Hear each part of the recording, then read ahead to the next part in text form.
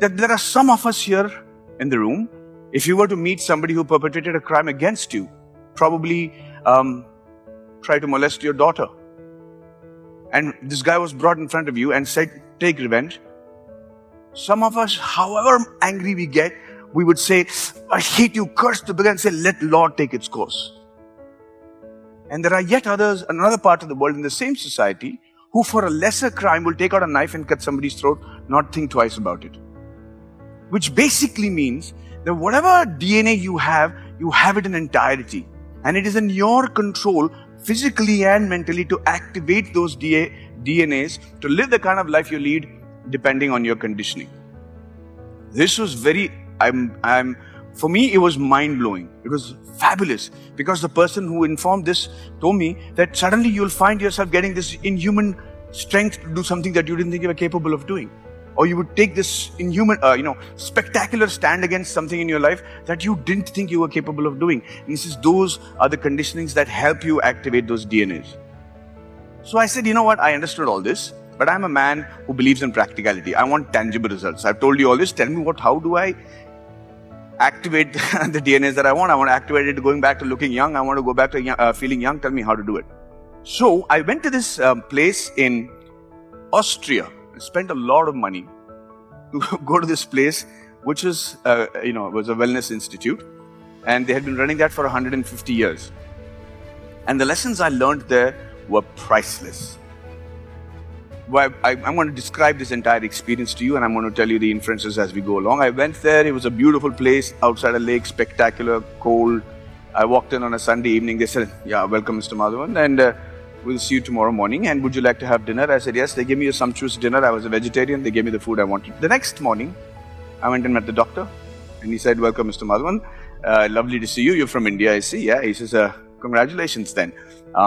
You've paid us a lot of money and come a long way to hear from us what we learned in India. I said, congratulations. He started explaining to me what's going to happen for the next 10 days to 15 days that I plan to stay there. The first part was, I said, I'm hungry. What can I have for breakfast?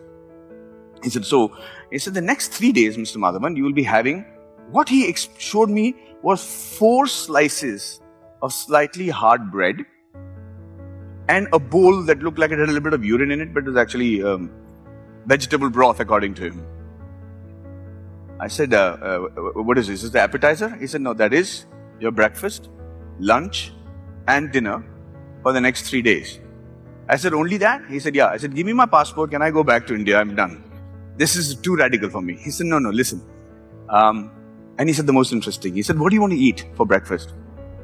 So now I'm looking at him very suspiciously. I said, can I have egg white omelette? I'm trying to go healthy here. Huh? So egg white omelette, maybe a little bit of oats. He said, yeah, would you like to have some pancakes? Now, the thought of pancakes, I'd already digested the pancakes because he meant it. So I said, well, if you think I should, he said, yeah, have your pancakes, no problem. So he said, at 8 o'clock, we will all go to the dining room. And at that place, I saw extraordinary people who've achieved extraordinary results, like the Sultan of Brunei's sister, Paula Abdul, brother, whatever, all kind of people. And when we went for breakfast, we were all sitting in this spectacular hall facing the lake. And everybody was sitting on their individual tables. We were categorically told no phones, no newspapers, no television, no nothing. You will sit there and you will do as we ask you to and see if it makes a difference in your life. So they had taken orders from every one of us. People had ordered omelettes, bacon, farana, timkana, everything. And everything was neatly placed on our table. It was actually there. Gourmet chef had prepared it. It was looking spectacular. I could smell it. I was ready to have it. And they said, we all can have any part of the breakfast you so wish, but the only condition is, our request is, they put this bowl of soup and this 4 pieces of spelt bread here and said, our only request to you is, finish this bowl of soup and this bread in the manner that we ask you to. And then we are more than happy for you to consume the rest of the breakfast. And I said, okay, great. What's the deal? They said, we're going to follow a principle here called drink your food and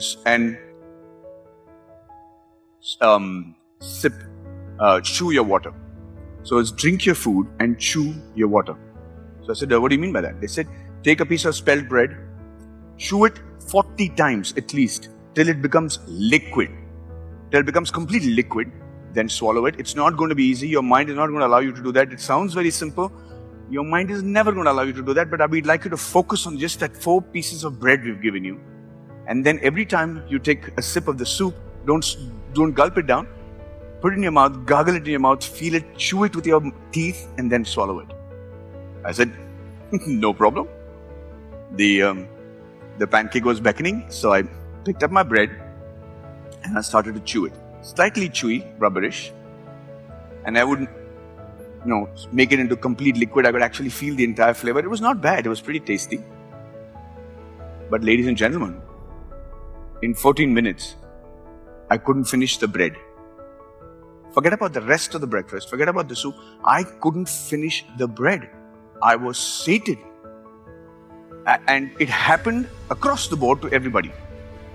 And we're like looking at each other and smiling because we tried. There's an Afro-American woman. She tried to have a little bit of the pancakes.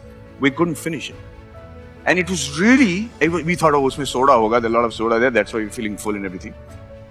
But then the explanation started and he said to all of us, he says, Mr. Madhavan, the mind or your body knows exactly what it wants. Your mind gets sated after chewing for 14 to 15 minutes. If you calculate every time you've been to a party, every time you've been to a dinner, you can only eat collectively for 15 minutes. What you eat, how much you eat, and that is a totally different thing.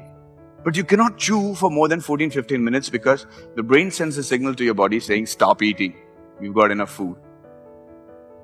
I said, this is very interesting. And so a series of classes started, and the essence of which I want to share with you today. I was asking him, I don't understand. So how does this work? What in 15 minutes? He says, he asked me, you're going to work out for this film called Sala Khadus. You want to build up muscles. You asked me in an email, how much protein you should eat? I said, yeah. He said, why do you want to eat protein? I said, because sir, I want to put on excess muscles. I want the body to look fit. He said, well, in that case, why don't you just have 8 glasses of protein shakes every day? It's a great amount of protein. Don't work out. Just have 8 glasses of protein shake. You should become muscular. So I said, no, maybe that doesn't work because I'm supposed to be working out also.